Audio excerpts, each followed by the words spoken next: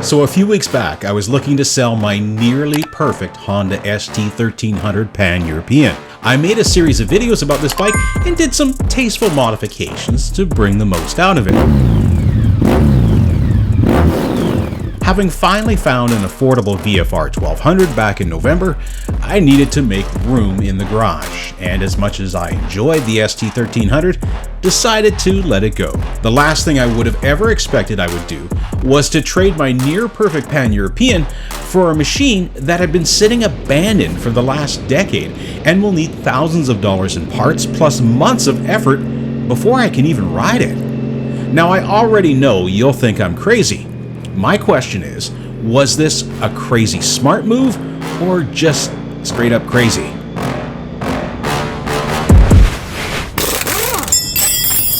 As I mentioned, I was looking to make room in the garage for a summer project I've had since last fall.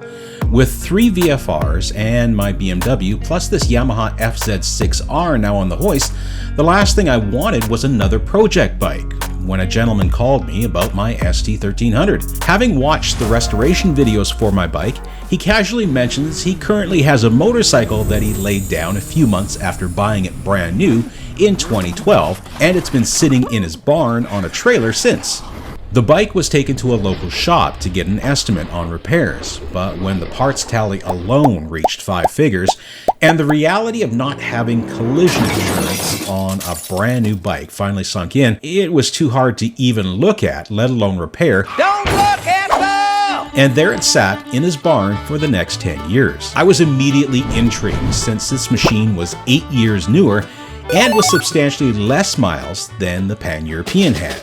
So here it is, a 2012 Honda GL1800 Goldwing, fully decked out with navigation, heated seats, driver's backrest, and what remains of a few other goodies stored in the panniers. Now, I don't even know if this bike will start, but with only 3,000 miles on the cracked odometer screen, I mean, how bad could it be?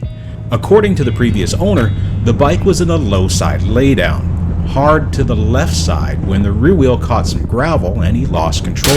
Now the bike slid across the highway and into the drainage ditch where it snapped back onto the right side and up against whatever was in the ditch embankment. Now the previous owner claims the ditch was not full of water or any other notable hazards that could have left hidden damage, but after sitting for 10 years, the airbox could have been renovated into a mouse condominium, the coolant could have leaked out through a pinhole in the radiator or a coolant hose, and the various now exposed modules could have been filled up with rainwater. I just didn't know.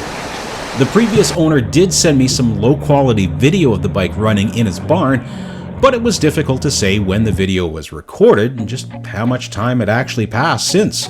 This bike hasn't ran down the road for over a decade, so we need to make sure that nothing else is damaged or causes us more problems since the wrecked Goldwing already has enough issues, which we'll tally up in another video. So day one with the Goldwing, and we're going to start by taking this plastic off and seeing what we have underneath. Now I haven't even started the bike yet, but I do have some high hopes based on the low mileage that you saw, and let's take it apart and see how much damage there actually is. I feel nauseous, believe me. Never had a lot of shit come easy. Had to work hard, struggle just to be me. Had to rise up just so they could see me. Did what I had to do just to feed me, and what was left over I put towards my dreaming. But the only thing in life that has meaning are the things you gotta work for, believe me.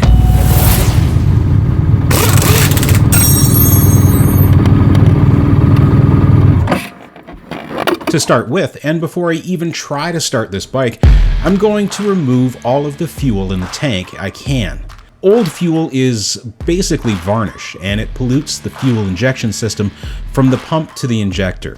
Old fuel is not good for your engine, and even if it does start, it will most likely cause a misfire to set off in the ECM, and we'll have to reset a code or two. After getting a second mortgage to afford replacement fuel with some fresh 94 octane from the local Chevron, You're approved! I'm confident that this will help fire the bike, and for good measure I'm adding some fuel injection cleaner. And I'm not really sure if this fuel additive stuff really does anything, but if it loosens some varnish off the pumps and fuel lines, then that should be helpful, right? Next thing to change is the engine oil. Now I'm changing the oil and filter on a cold bike. The only good thing here is that all the oil should be sitting at the bottom of the pan and drained fully out of the bike. If there's a coolant leak from a cracked head or gasket, the oil will be milky. Luckily, there doesn't seem to be anything obvious. Remember, this bike has the oil and filter in it that it did when it left the assembly line. The other concern was the oil filter. It's conceivable that the paper has broken down in the filter cartridge. Starting the bike now could send debris into the oil passages and galleries. What should have been a straightforward replacement of the filter, however, was not. Now, this is the second factory Honda filter I've had issues with removing this year. The other was on my VFR 1200. It's probably just the plastic oil filter wrench I have that fits these little filters, but again, I need to use a big screwdriver to remove the oil filter from the Goldwing. Now, I've replaced the Honda filter with a high-flow racing filter. The racing filters use a 17mm hex fitting on the front of it to install and remove the filter down the road. A fresh oil filter installed, we can top up the crankcase with 1040. I mentioned this bike was stored in a barn in northern BC for the last decade, and what this means is that there's a serious potential for four-legged creatures to have set up shop in any of the semi-exposed areas. This primarily means intake ducts and the airbox. The paper air filter element usually makes for a comfy bed for mice to reproduce. Now, the filter seems to be intact, but the little black dots in the filter is either mouth or canola seeds. Either way, I'm not going to chance it. I'm just going to throw this out for now and get a replacement later. Still curious about the state of the engine, I thought I would at least pull the spark plugs and see what was there. If a cylinder head was cracked during an impact, one of the cylinders could have a little oil or coolant in them. Now, if there was a major issue with the coolant, we should have seen that in the engine oil when we changed it, but taking a few extra moments now just lets me know what to expect later. Removing the plugs required 5 cover bolts to be taken off each bank. The bolts have these rubber plugs in the hex hole. Now, I'm not really sure why Honda does this. It's not like these would easily fill up with mud or otherwise get damaged. This is the first 1800 wing that I've owned, so if you know what these rubber plugs actually do, be sure to comment below and help me out.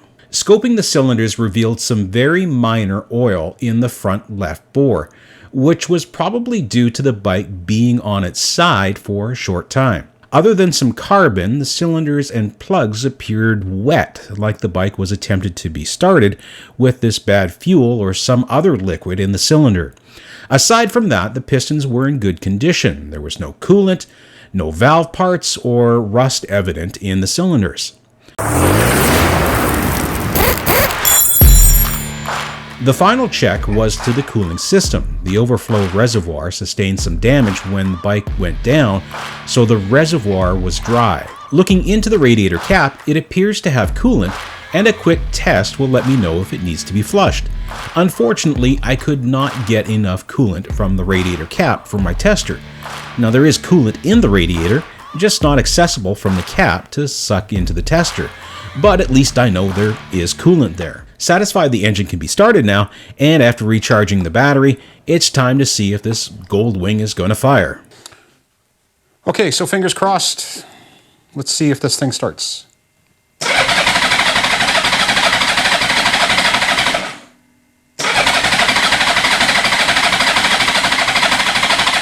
With this lack of success on the initial try, I had to go back and find the bank angle sensor, which was actually located on the nose cowl.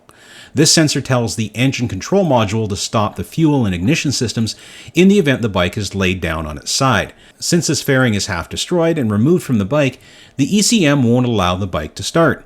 These sensors use gravity, and when mounted, require the bike to be close to level for it to start. So I removed the sensor and plugged it back into the harness, just kind of propped it up on the front forks, and hopefully that'll be close enough.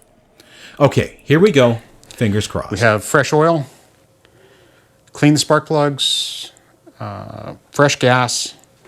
Now that bank sensor is in.